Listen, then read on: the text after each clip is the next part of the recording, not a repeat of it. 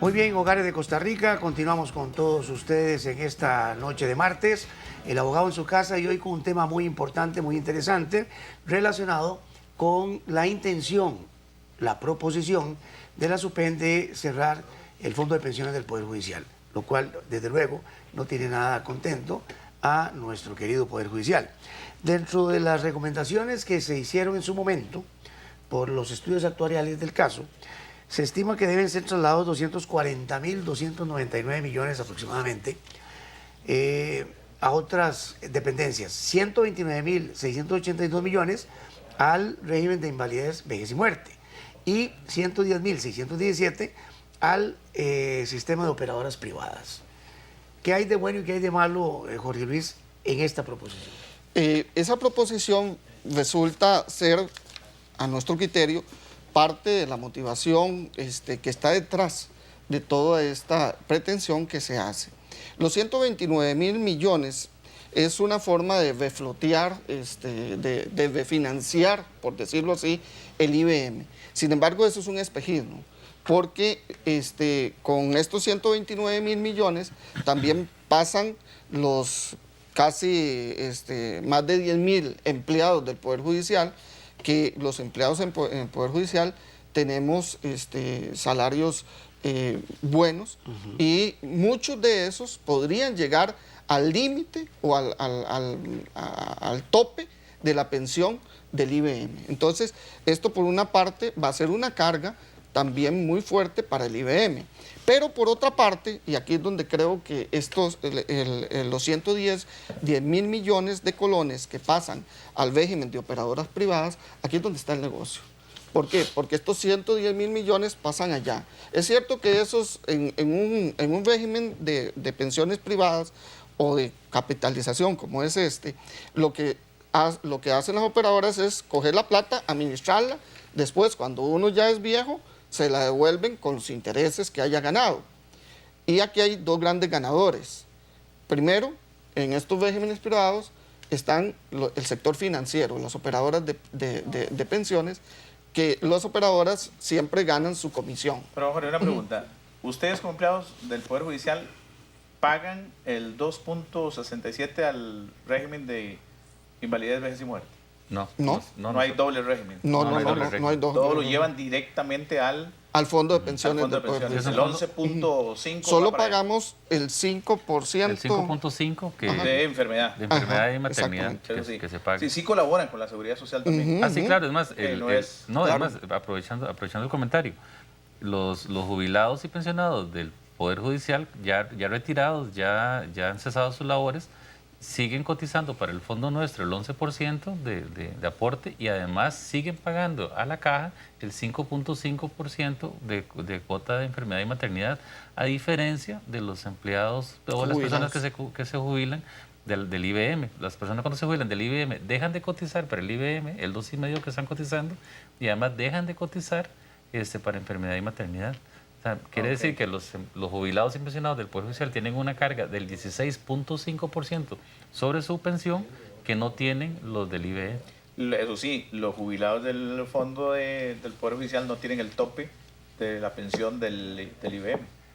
Hubo un tope y que fue eliminado por una acción de inconstitucionalidad que se presentó hace ya unos 6 años. Pero ahorita hay un tope, ¿no? De 2 millones algo, ¿no? 2 millones de colones. Ese tope fue eliminado, ¿verdad? Fue eliminado por una acción de inconstitucionalidad. No, pero todavía existe. El IBM no le paga. El IBM sí lo tiene. El IBM tiene un tope en este momento aproximado al 1,5 millones. Exacto. Ajá. Nosotros, en nuestro régimen, el tope que se había fijado, que era referenciado creo que al salario de un diputado, fue declarado inconstitucional por la Sala Constitucional. Entonces, en este momento... Entonces ahora se jubilan porque con los últimos 5... En este momento, el porcentaje de los 24 últimos salarios. Y eso es una de las cosas que se están... Eso es uno de los puntos medulares que ya en el proyecto de reforma que se está mandando a la Asamblea Legislativa corrige ese aspecto, pasando a los últimos 120 salarios, que es aproximadamente 10 años. 10 años. Esa es una... Ya es más justo, ¿no? Sí, Eso claro. es mucho más justo. Pero Y es además, menos agresivo para el fondo. Eso ¿verdad? es lo que le vamos a Claro, comentar. claro, porque- Don Belisario, perdón. A raíz de estos estudios actuariales y que los empleados sociales hemos tomado conciencia de que el fondo, como todos los fondos de jubilaciones, hay que estarlos monitoreando y haciéndoles ajustes. Vean que del año 37, cuando fue constituido el fondo, al 2014 que estamos, se le han hecho más de 6 reformas a la ley. Se está presentando un proyecto de reforma de ley donde se regulan algunos tipos de esos beneficios. Por ejemplo, ya el cálculo no sería sobre 24 salarios, sino sobre 120 salarios. Se establece un nuevo tope para las pensiones y jubilaciones del Poder Judicial. 75%. Un 75% del salario. Se establece... ¿Ahorita cuánto tienen? En ese momento no hay tope. No hay tope, se puede ir con el 100%. Es que no sean con el 100%, porque es un tema interesante. En los artículos que han salido en los medios de comunicación, se dice que los empleados judiciales se jubilan con el 100%, lo cual no necesariamente es cierto. La mayoría de los empleados judiciales se jubilan con un aproximado del 90%, y de ese 90% que reciben de jubilación, se les deduce el 11% para el fondo y se les deduce el 5.5% para la caja. Entonces quiere decir que no se jubila con un 90%, sino con un 74.5% del monto que se les asigna formalmente, ¿verdad? Entonces, Pero si Hay están más. yendo con la media de los últimos 24, ajá, ahí sí se van con el 100%. no, porque el ¿De 100%... dónde le bajan el 10%? Porque sigue cotizando el régimen. Hay un castigo, Sí. hay un castigo, Pero el 10% es... hay un castigo porque para jubilarse con el 100% hay que jubilarse con más de 30 años de servicio, con 30 años de servicio cumplidos y además 62 años de edad. Los empleados judiciales que no se jubilan con 62 años de edad, se les aplican castigos por cada año que se jubilan de forma anticipada.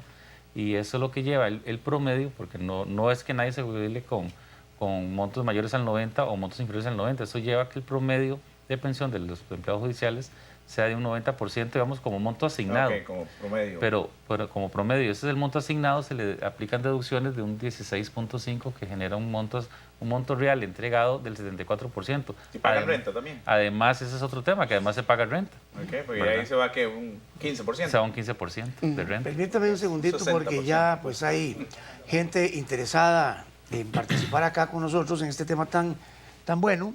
Y desde Limón tenemos pues una primera llamada. Muy buenas noches. Aló. Sí, buenas noches, señor. Sí, buenas noches, Pedro, y saludos a los Para compañeros. Nada más preguntarle a los compañeros de la Corte si que los gente que está pensionada y jubilada todavía cotizan para el fondo, nada más. La que está pensionada. Ajá. Exactamente, los que están pensionados y jubilados todavía cotizan para el fondo. Perfecto, perfecto. Muchísimas gracias. Ok, que esté Pedrito, muy bien. gracias, buenas noches. Nos vemos. Muchas gracias por la pregunta. Tal vez para aclarar, efectivamente, los pensionados y jubilados del Poder Judicial continúan cotizando exactamente igual que como cuando estaban trabajando, que a partir de enero van a cotizar el 11% para el fondo. Eso pasa solo en el régimen del Poder Judicial. En los demás regímenes que la cotización es inferior, y ponemos el ejemplo del IBM, que los empleados activos cotizan el 2.5%, pero una vez que se jubilan, ya no cotizan.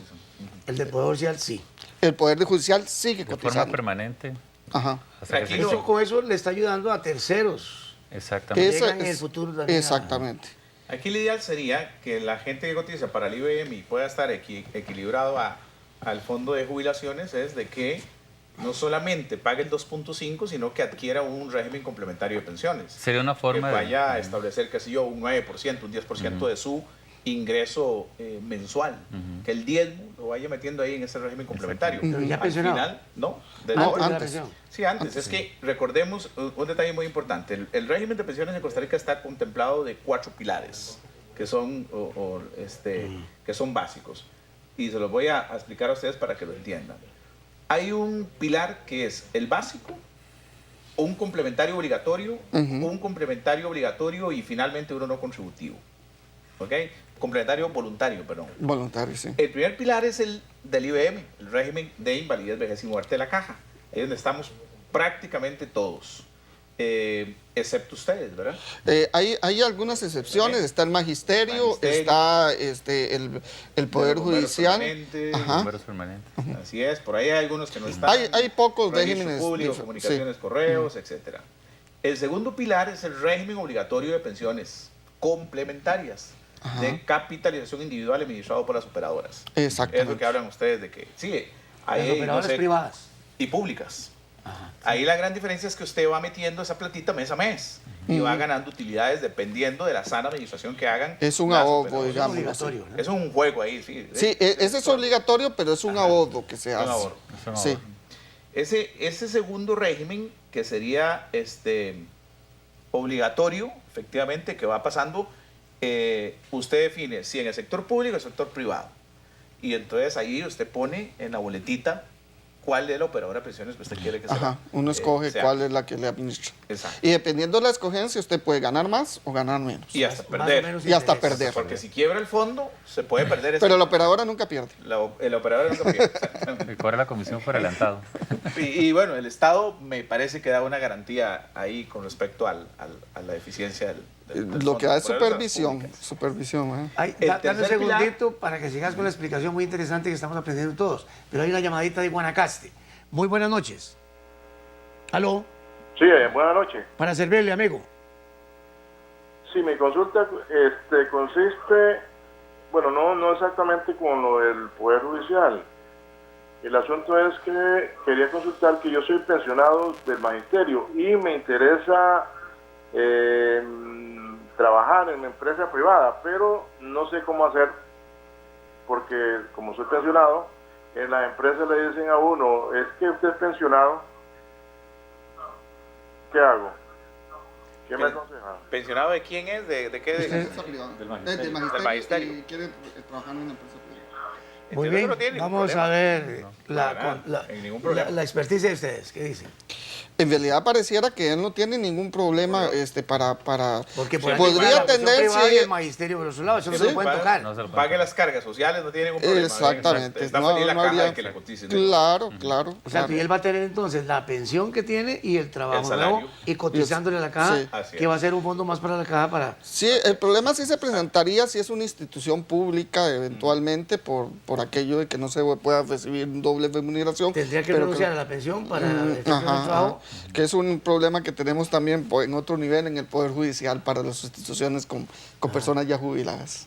Sí, un juez jubilado que quiera volver a trabajar. Les decía que el segundo pilar era el régimen obligatorio de pensiones complementarias. ¿Ok? Y el tercer pilar es el régimen voluntario de pensiones complementarias. Esos son para los que no trabajan ni con el gobierno ni... No, eso puede ser O uno. puede ser Cualquiera, mismo o el gobierno. mismo que trabaje. Sí, usted trabaja para el Y gobierno, vos usted voluntariamente decide, decís... ajá, y pago dice un 5% más, un 10% más de mi salario, Es lo un voy a ahorro. dedicar un ahorro. Es un ahorro. Exactamente. Ese es el régimen voluntario de pensiones complementarias.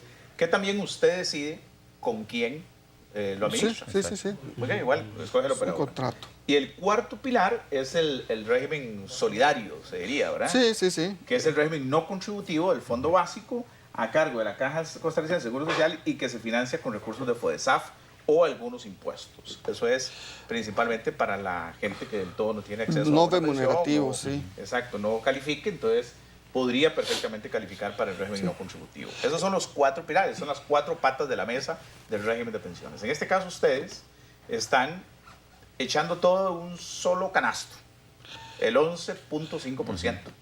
No lo están distribuyendo por ningún lado, sino simplemente le apuestan al... Bueno, con la ley de protección al trabajador, nosotros sí cotizamos, digamos, a ese régimen. Lo que pasa es que muchos, digamos, que nos alcanzó cuando ya estábamos grandes, ¿verdad? Ya habíamos trabajado mucho tiempo. En este momento ese régimen produce un resultado que no da, digamos, como para una pensión complementaria por mucho periodo tiempo. largo. Los que están empezando en este momento podrían llegar a tener la posibilidad de que eso complemente sus pensiones. Ok, por eso, pero ustedes en este momento, con respecto al régimen obligatorio de pensión complementaria, sí están... Ah, sí, claro. También. O sea, además del 11% que cotizamos para el fondo de Eso es lo que pensiones y quería jubilaciones, mencionar. Exactamente. además del 11% cotizamos como cualquier otro empleado del país. ¿Cuánto llevan ahí? ¿Un 1.5 es? 1.5 es ¿Verdad? lo que se cotiza, Sí, pues, sí. que eso es parejo para todos los empleados Del régimen obligatorio de pensiones. Entonces llevan el 11.5 más el 1.5. ¿ok? que se cotiza para ese sistema de Sí. pensiones. Así Eh, interesa, ¿no? Tal vez algo importante, don Belisario, que sí quería acotar, es que tanto el régimen no contributivo como el sistema de pensiones nuestro, el Poder Judicial, y el IBM y el del Magisterio son regímenes solidarios. ¿Y por qué quiero enfatizar esto? Porque la idea de la seguridad social aquí es muy importante. ¿Cuál es la diferencia entre un régimen solidario y uno que no es solidario? Bueno, hay varios aspectos que tienen que ver. Y uno, por ejemplo, es, para ponerlo en términos sencillos, se trata de un tazón donde todos los que trabajamos, y en el caso del Poder Judicial, incluso los jubilados, echamos un poquito de agua todos los meses. Todos los meses, sí. Ajá. Al final, cuando una persona se jubila, saca lo que necesita de ese gran tazón. Pero puede no solo ser la eventualidad de la jubilación, puede ser la eventualidad de una enfermedad, puede ser la eventualidad de una muerte. Entonces, el sistema solidario cubre esas eventualidades. Entonces, por ejemplo, si una persona tiene cierto tiempo de residencia en el régimen y le sucede una enfermedad terminal o una enfermedad incapacitante, ahí se jubila y tiene la posibilidad de, por la solidaridad, de acudir a ese fondo común. Para entender el concepto de solidaridad, eso en un régimen de capitalización privada no sucede. Si usted tuvo la mala suerte de ganarse el premio de una enfermedad, aguanta con lo que tenga de ese momento, con lo que haya capitalizado. Muy bien, Hogares de Costa Rica, estamos en El Abogado en su Casa con un tema muy interesante. Ya vamos a volver de nuevo con todos ustedes, vamos a ir a un pequeño corte comercial para continuar platicando con nuestros invitados de lujo sobre este tema relacionado con las pensiones del Poder Judicial muy concretamente, pero que atañe también a otros sistemas similares en todo Costa Rica. Ya volvemos.